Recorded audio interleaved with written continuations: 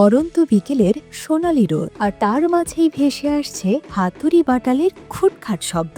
রাজধানীর ঐতিহাসিক সোহরাওয়ার্দী উদ্যান প্রাঙ্গণে জোর প্রস্তুতি চলছে অমর একুশে বইমেলার।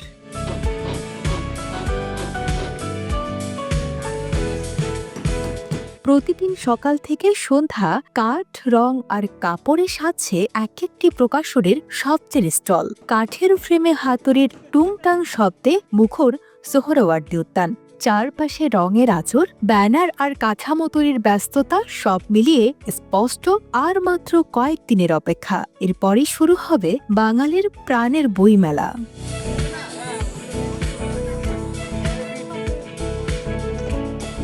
অপেক্ষার অবসান ঘটিয়ে ২৫শে ফেব্রুয়ারি শুরু হতে যাচ্ছে বাঙালির প্রাণের মেলা অমর একুশে বইমেলা।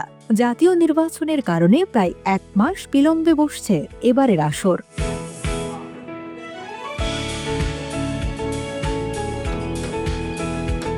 বাংলা একাডেমি প্রাঙ্গণ ও সোহরাওয়ার্দী উদ্যান জুড়ে চলছে শেষ মুহূর্তের প্রস্তুতি। আয়োজক ও প্রকাশকদের দ্বিমুখী অবস্থানের কারণে মেলা আয়োজন নিয়ে কিছুটা অনিশ্চয়তা তৈরি হলেও স্টল ফি মওকুফের ঘোষণায় স্বস্তি ফিরেছে প্রকাশক ও স্টল মালিকদের মধ্যে। আমাদের যে স্টলের বাবদ যে একটা ভাড়া নির্ধারণ করা থাকে, ঠিক আছে, এটা গত 2 দিন আগে একটা মওকুফ করে দেওয়া হয়েছে। এটা ঠিক একটা মজার বিষয়, ঠিক আছে। এই জন্য সরকারের প্রতি অভিনন্দন থাকবে, ঠিক আছে। আর বাংলা একাডেমির যারা আছে দায়িত্বে যারা আছে ওদের প্রতি আমাদের অনেক শ্রদ্ধা থাকবে, আমাদের পুস্তক সমিতির প্রতি অনেক শ্রদ্ধা থাকবে, ঠিক আছে। এটা আমাদের জন্য মওকুফ করে দেওয়ার জন্য অনেকটা চ্যালেঞ্জিং থেকে একটা আমাদের একটা কি বলে দুর্বলতা থেকে একটা শান্তি পাওয়া গেছে। স্টল মালিকদের একাংশ বলছেন রমজান মাসে মেলা হওয়ার দর্শনার্থীর সংখ্যা কিছুটা কম হতে পারে, তবে একই সঙ্গে তারা আশা করছেন ইসলামিক বইয়ের বিক্রি ও প্রদর্শন বাড়বে এবারের আসরে। রমজান তুলনায় আশা করছি পাঠক একটু কম আর কি, আমরা আশা করছি। অন্যান্য বার যেমন একটু জমজমাট থাকে, এর তুলনামূলক আমাদের একটা স্বাভাবিক ধারণা যে ওই তুলনায় একটু কম হবে। এবারে বইমেলার বিশেষত্বটা নতুন কি আছে?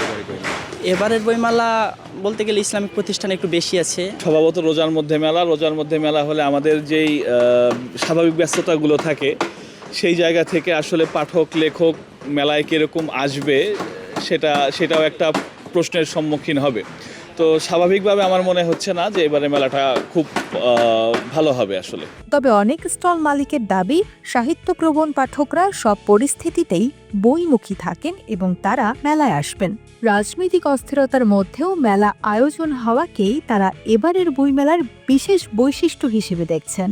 একদিকে তো হচ্ছে রোজার জন্য মানুষ একটু থাকবে, সারাদিন ব্যস্ত থাকবে রোজার জন্য। তারপর আমি আশা করি যে যেহেতু বইমেলা এটা মানুষ আসবে, হ্যাঁ, কারণ এই দেশের মানুষ খুব সাহিত্য মানুষ, এরা বই কিনতে না আসলেও বই দেখতে আসবে।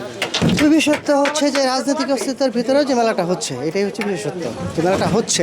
দেশের এই সময়ে লেখকদের ভূমিকা আরও দায়িত্বশীল হওয়া প্রয়োজন বলে মনে করেন চিত্রশিল্পী মহসিন কবির। তার মতে সাহসী ও কল্যাণমুখী লেখাই পারে সমাজকে পথ দেখাতে। পাশাপাশি বইমেলা ঘিরে থাকুক আনন্দ, সৌহার্দ্য ও ইতিবাচক আবহ, এমনটাই প্রত্যাশা তার। আমি এই বইমেলায় দেখছি যে মানুষ যারা লেখক আছে ওরা সুন্দর সুন্দর লেখা লিখবে, সাহসী লেখা লিখবে, যেটা মানুষের জন্য এবং দেশের জন্য উপকার হবে। সবার প্রতি এখন যেই দেশের প্রতি একটা মমত্ববোধ সৃষ্টি হয়েছে, আমার কাছে মনে হচ্ছে দেশটা একটা পরিবারের মতো। আমি এই মেলায় হাঁটছি, আমার কাছে মনে হচ্ছে আমি আমার মাটির উপর দিয়ে হাঁটছি। এই ধরনের লেখাগুলো হয়তোবা পাবো, এই ধরনের পাইলে ওই বইগুলো ক্রয় করব এবং সবার মধ্যে যে আন্তরিকতা, হাসি খুশি মুখটা দেখি, ভালো লাগে এবং সুন্দর হবে এই মেলাটা, এই আশা করছি। সময়ের সীমাবদ্ধতা থাকলেও বই প্রেমীদের উপস্থিতিতে মুখর হয়ে উঠবে পুরো মেলা প্রাঙ্গণ, এমনটাই প্রত্যাশা সংশ্লিষ্টদের।